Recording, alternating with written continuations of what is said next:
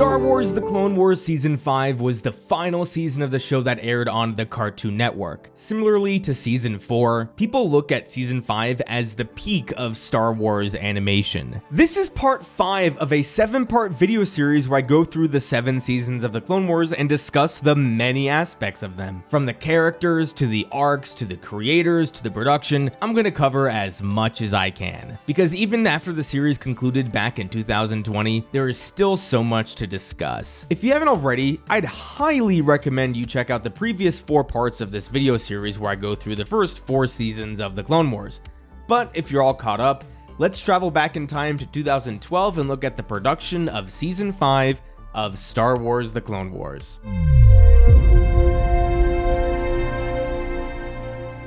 After the release of the 12th episode of the season, Missing in Action, the Clone Wars reached a big milestone: 100 episodes. Very few shows reach this number, so it's no surprise how big of a deal this was to Dave Filoni. When discussing how grateful he was for this whole experience, he took some time to reflect on everything, and he credited the consistent improvement from the team as a major reason behind the success of the series. If you look at the first episode, and now you look at the 100th episode, the increase in quality across the board, whether it be the character design, the animation, the lighting, everything has gotten better and better and better and better. And I've been really fortunate to have an incredible team. It goes back to what I said during my production of Season 4 section. Lucas may not have been as involved in this show as he was with the movies, but the culture he created around Lucasfilm may have been the biggest reason for the show's success. In this season alone, there are so many examples of little things the team wanted to add to these episodes to bring it more life. Whether that be fleshing out the jungle on Onderon with cool trees and animals, or going all out on a silly explosion during the droid arc, or creating some of the best fights in the saga, there was so much effort put into this season and the entire show. The ending of the season was so important to Dave Filoni that he hired a whole orchestra to score the final arc.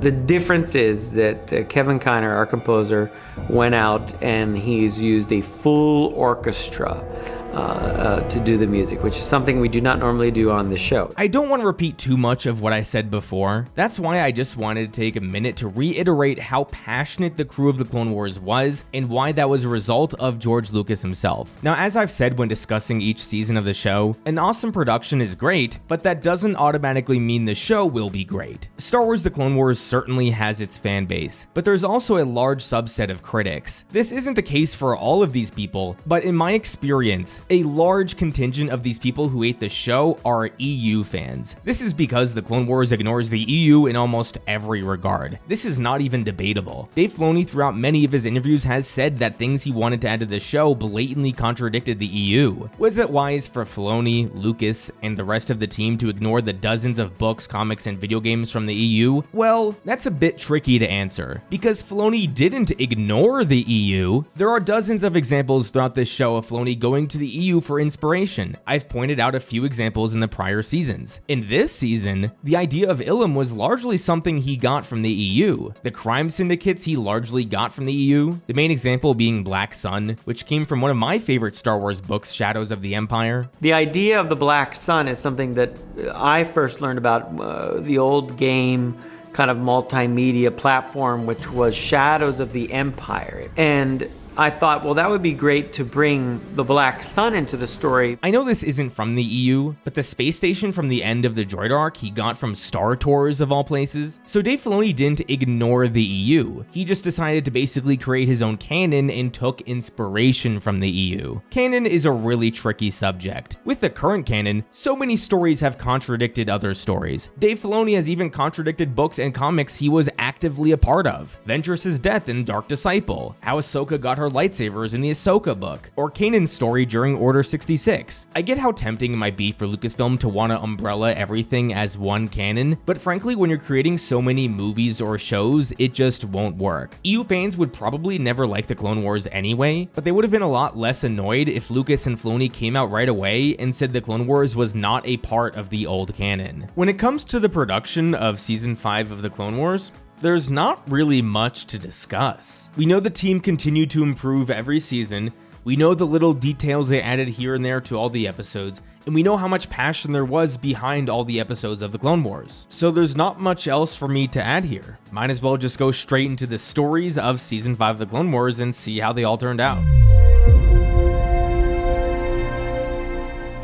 With the breakdown of this season, I'm gonna go arc by arc, because Season 5 is a 20-episode season consisting of 5 4-episode arcs. Previous seasons had a lot of standalone episodes, but with this season, every episode belongs to an arc. The Maul and the Mandalore arc is the only one where the episodes don't happen concurrently. So we'll begin with the Onderon arc. We have the return of Lux with this arc, and you guys know I love Lux's and Ahsoka's relationship. Ashley Eckstein, the voice of Ahsoka, put it best. All series we have seen Ahsoka act far beyond her age. She's mature, she's becoming a leader, she's even a commander in the Army of the Republic. But introducing Lux to the story allows Ahsoka to struggle with problems that are more her age. People forget, Ahsoka is probably 16 years old during the events of this season. It's why it's so jarring during the Ahsoka show when she looked so young during the flashbacks. It was jarring because it was accurate. And what issue does a 16-year-old struggle with more than a little crush? But here she is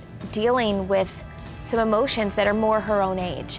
And I think that's important to see with her. It's important to see different sides of her, and she has some struggles with it. You know, she does have these feelings for Lux, and she doesn't know what they are. She's confused by them. She doesn't know why she feels that way. The arc adds a lot of nuance to Ahsoka, especially in regards to her relationship with Anakin. I'll emphasize this a lot more when I talk about the Wrong Jedi arc, but this season more so than most puts such an emphasis on how similar Anakin and Ahsoka are. Ahsoka may not have a secret marriage, but exploring romantic feelings is something Anakin can help Ahsoka with. I liked the little guidance Anakin gives Ahsoka during these moments. It brings the two close together, which is not always an easy thing to do when you're 5 seasons into a show. Now, while I love what they did with Ahsoka during this arc, the arc resonated with me thematically more than anything. This arc tackles questions of rebellion and what it often looks like. Right off the bat, it should be noted that a big focus for this arc was planting the seeds of the Rebel Alliance we know and love. And I don't just mean aesthetically. The goal of this arc was to show the Jedi teaching these people how to rebel against tyranny. So when the Jedi are eventually all wiped out, their lessons remain through these rebels. I love this inclusion into the show, because even though the events of the Clone Wars are obviously mostly about the events of the prequels, the writers never forget that this all leads to the original trilogy anyway, and they make an effort to connect the two. A question that's often raised during this arc is, what really is a rebellion? Because while Saw would call himself a rebel, others would call him a terrorist or an insurrectionist. This question is largely answered through contrasting Steela and Saw. This arc plants the seeds that Saw will eventually become an extremist. He often makes comments about going to the extremes to get his point across. An example being how he's willing to risk the lives of the innocents to achieve his goals, often justifying it by saying, "This is what happens in war." Saw is also often impulsive, focusing more on the end result rather than the consequences that could follow. Steela, on the other hand, is more focused on maintaining her morals. She is not willing to sacrifice innocents to win this war, and she's a lot more concerned with rallying support for her rebellion, which is another interesting theme to explore. How do you rally support for a rebellion? This arc often portrays it as maintaining the moral high ground, fighting for others rather than fighting for yourself. This is what gives the ordinary person the motivation to help out. A lot of these questions are answered more in depth when we get to Star Wars Rebels, because shocker, that show is more about a rebellion, but I love the early seeds that were planted here. The arc ends with some interesting questions raised by Ahsoka. Even though Saw and his rebels win, he loses his sister in the process. I like that these later episodes don't try and sugarcoat war like the early seasons did. People die in war, and often loved ones. It doesn't matter if they're fighting for a good cause. People still more than often lose their lives. Saw has to learn to deal with this, and it affected Ahsoka because it made her begin to question things. What's the point in fighting a war for freedom when you're going to lose the people you love along the way? Is war often worth the cost? These are questions that will motivate Ahsoka into making her decision at the end of the season. Onderon was a solid arc that had good character moments, an interesting plot, and a good good exploration of themes. Now moving on, the Younglings arc may be one of the more underrated arcs of the show. This show has put such an emphasis on how the Jedi are losing their way and how they are affected by the war, so it was relieving to see an ordinary Jedi arc that doesn't have anything to do with the Clone Wars. We get some awesome lore building for the Jedi in this first episode. The episode makes the Force and the Jedi feel more mystical again. The Younglings enter these magic caves to get their Kyber crystals, but the only way to achieve this is by confronting their fears. That was a really clever addition to the Jedi lore. It allows the episode to develop each one of these kids too. Petro must overcome his arrogance and his overconfidence because he wants his crystal. Biff must confront his fears of monsters if he wants to get his crystal. Gunji must learn patience in order to get his. This first episode manages to develop each one of these kids in little ways. That's 6 characters in 20 minutes, and the episode develops them effectively in such a short time.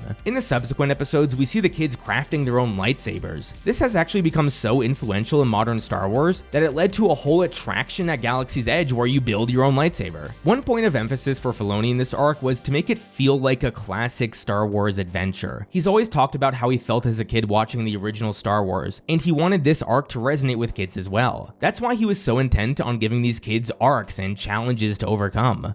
Beyond anything else that we wanted to accomplish, I said I really want these to be like a New Hope. These are classic Star Wars tales because they have the magic, they have the pace, the sense of adventure, and as you see from The Gathering, as the arc kind of unfolds, I think you will find that sensibility of, wow, this reminds me of Star Wars when I was a kid. So much here is so heartwarming. Until you remember that a year from then, all these kids will be dead because of Anakin. Except for Gunji because he lives and shows up in the Bad Batch. So that's a pretty depressing thought. This episode has a little development for Ahsoka as well. This season, similarly to season 3, shows Ahsoka getting beaten up constantly. It's most prominent at the end of the season, but here she gets put through the ringer too. Showing her taking all these punches so she can help a handful of Jedi kids makes her pain and disappointment in the Jedi later on so much more pronounced. Small tangent here, by the way. If you followed me for a while, you would know who my least favorite character in Star Wars is. It's not Jar Jar Binks, it's not Rose Tico, it's General Grievous. I hate this guy. The main reason why is because he represents everything that I don't like about a lightsaber-wielding warrior. He's a depthless, emotionless villain who wields 4 lightsabers just because it looks cool. In Revenge of the Sith, the only reason he exists is to distract Obi-Wan while Anakin turns to the dark side. You'd think, like so many other pre-existing characters, he'd get some development here, but no, it's arguably even worse. The only episode he gets an ounce of development in was all the way back in season 1. Since then, we've gotten diddly squat. In one of the featurettes, the voice actor for Grievous tries to explain the depth behind him. And I know he's frustrated, I can tell, over the years of playing this character.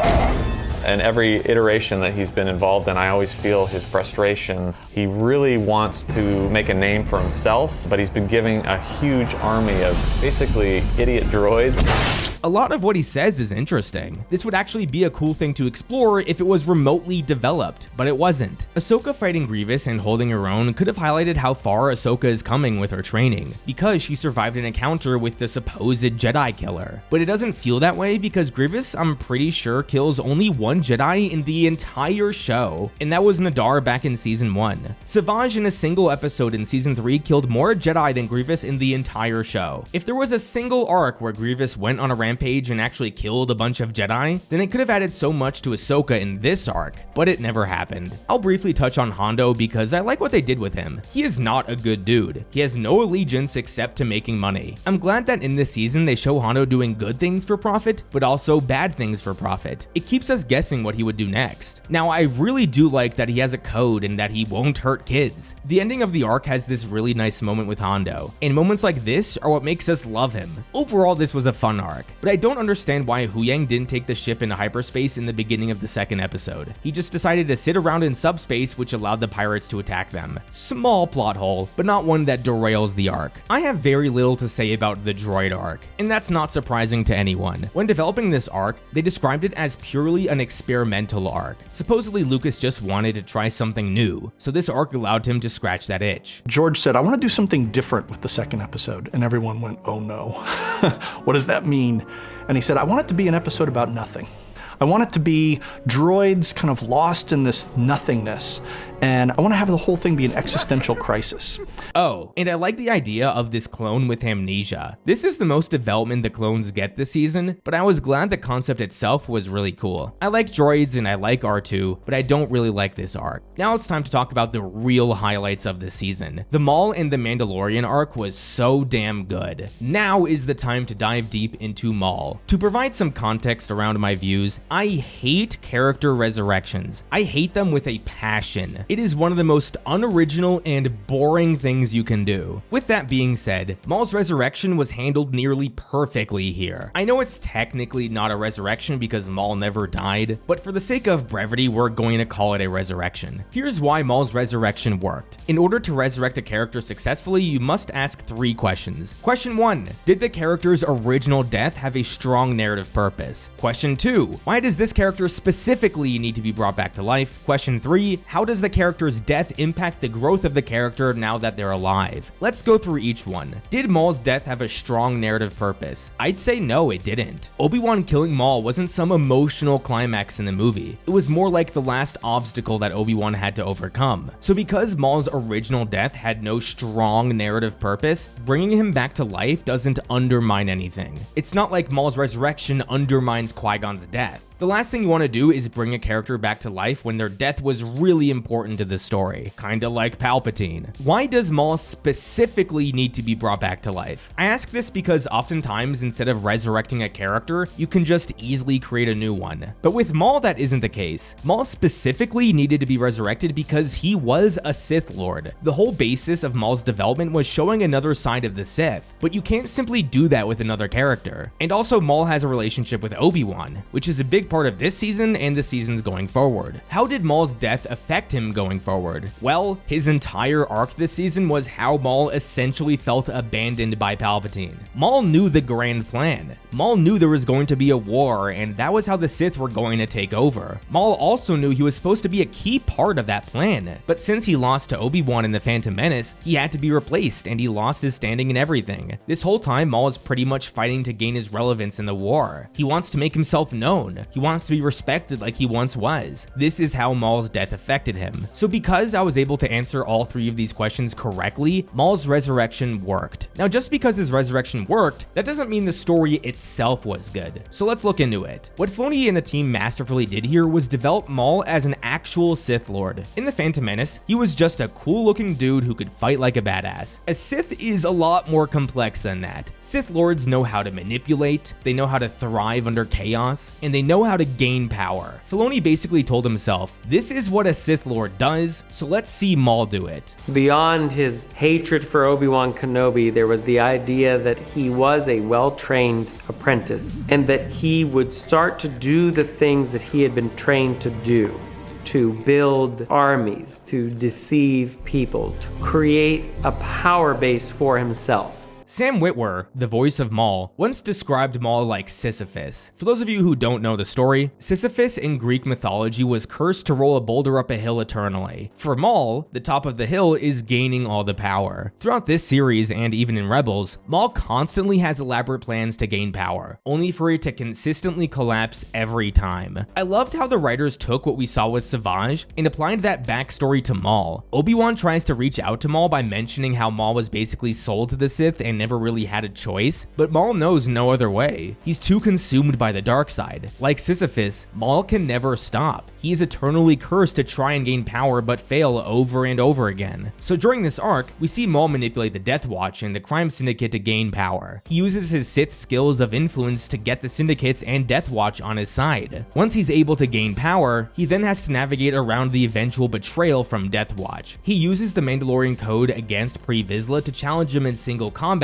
and gain power that way. Maul has no honor, but he knows how to manipulate other people's honor. Once that happens, then he draws up a plan so he can lure Obi-Wan out and make him suffer. That's not a power move per se, but it was a scheme that worked out. Now, Maul knows that he himself can't rule Mandalore, so he reinstates Almec as Prime Minister and rules through him. This is the type of scheming that makes the Sith so much fun to watch. And then once Maul is at his peak, it all comes crashing down when Sidious shows up up and puts Maul in his place. This was just one cycle of Maul's eternal curse, and there is more to come. Maul was perfectly developed this season. He was given deeper motivations for why he was doing what he's doing. He doesn't just want power. He wants to prove to Sidious and the world that he has a role to play and that he's worth being taken seriously. His quest for power isn't boring. He's able to manipulate and use his skills as a Sith to gain power, and overall, he's just entertaining to watch. It's no surprise that Maul became a fan favorite in the Clone Wars, and this 4-episode stretch during season 5 is probably the biggest reason why. The last arc of the season is the Wrong Jedi arc. This arc, like Umbara before it, is on the Mount Rushmore of Clone Wars episodes. Right off the bat, the structure of this arc really works. I've noticed that Filoni has a formula when it comes to these more tragic arcs or episodes. He knows he's going to break our hearts in the end. So what he does is begin the arcs by giving us one last taste of the thing we love. In this instance, it's the relationship between Anakin and Ahsoka. The first episode feels like a standard Anakin and Ahsoka episode. They're in a battle, Ahsoka saves Anakin, the two joke around, and they're moved on to their next task. The big mystery surrounding this arc is of course who bombed the temple. I just wanted to activate the audience right away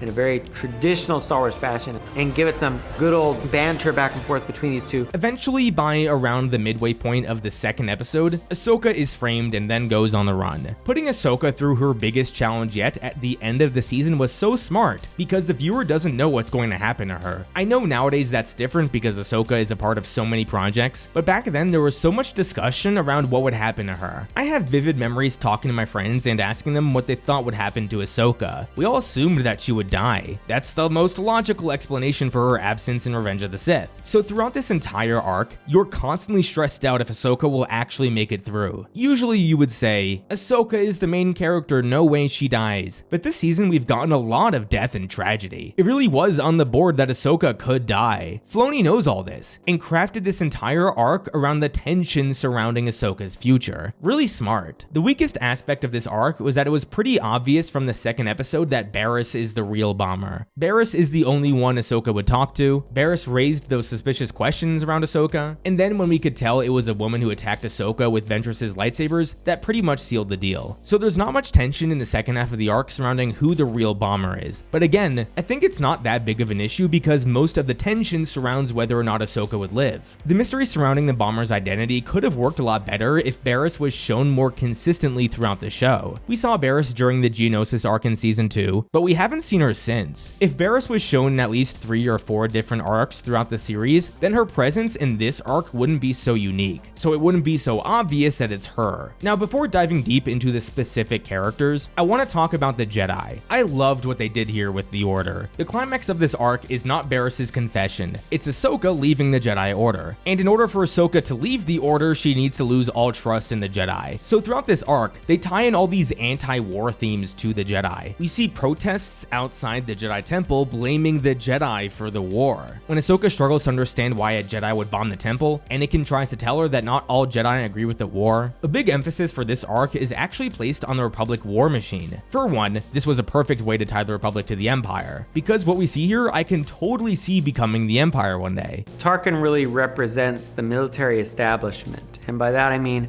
what you see in the Empire. We see this grand facility for the military that Tarkin has had built. We see a massive staging area. All of this shows you that there's this giant mechanism in place that's very hard for the Jedi to counter. Now, the other benefit of showing the Republic war machine is showing how far the Jedi have strayed from their purpose. Remember, they're peacekeepers, not soldiers. Showing their role with the military in this arc only serves to remind us of that. When Ahsoka leaves the Order, we can totally understand why she would have lost so much faith in the Jedi. So let's dive deep into Ahsoka. We spoke about how the arc began with showing her and Anakin at their best. What I love so much about the beginning of this arc is how it repeatedly highlighted Ahsoka's faith in the Jedi Order. Ahsoka seemed more hurt than usual at the thought that a Jedi could be willing to hurt one of their own. Ahsoka states her beliefs in the philosophy of the Jedi multiple times. Like, she says she can never hurt another Jedi because she holds the principles so dearly. This is important because, again, the writers really need to sell how hurt Ahsoka was by the Jedi not trusting her. There's nothing more painful than being betrayed by the thing you trust the most, and that's what happened with Ahsoka and the Jedi. To reiterate a point I've stated constantly, Ahsoka gets beaten up so many times, and we see that in this arc, and not just physically, but emotionally too. This is why pairing her with Ventress for an episode was really smart. Ventress allowed Ahsoka to understand what it feels like to be betrayed by your master. Now, Ahsoka wasn't necessarily betrayed by Anakin, but she was betrayed by the Council. This opened her eyes to the possibility that she could leave the Order. Then of course she gets captured, and her expulsion is so heartbreaking. I love the close-up of her eyes, as if it was the nail in the coffin of her betrayal. The system she loved so dearly has turned their back on her. There's no going back after this point. She has felt completely abandoned. So of course she is found innocent, and then she rejects the offer to come back. This last scene is powerful. The big reason why may be because it's actually more about Anakin than Ahsoka. We all know Anakin's fate, right? So throughout this arc, when we are shown how passionate Anakin is about Ahsoka, it hurts that much more when she leaves. Little tangent, but the facial animation with Anakin is off the charts here. So many moments really blew me away with the emotions they were able to convey. Now going back, there were so few people who Anakin could really consider close. Padme and Obi-Wan obviously, and that's really it. Ahsoka leaving and seeing the two split apart just makes you think back to all the moments they shared. You know how I said this season hammered home the point that Anakin and Ahsoka are becoming so similar and so close? Yeah, this is because they wanted to break our hearts by separating them. We know how attached Anakin can get. We've seen this so many times in the series, so we know how much this hurts when Ahsoka leaves. And it's, at this point in the story, the most devastating scene we have gotten. Season 5 of The Clone Wars is my favorite season of the series.